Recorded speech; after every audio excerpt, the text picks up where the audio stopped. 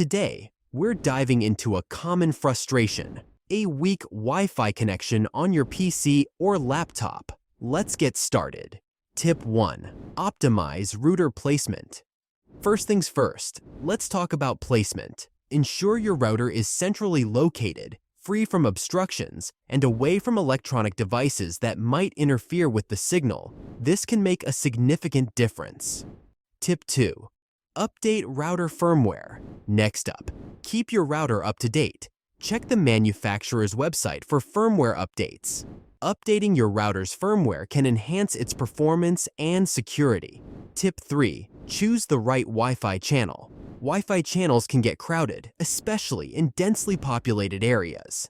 Access your router settings and experiment with different channels to find the one with the least interference for a smoother connection.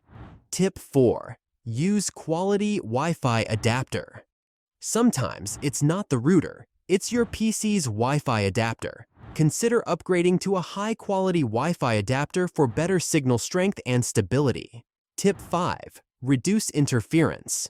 Minimize interference by keeping electronic devices like cordless phones and microwaves away from your router.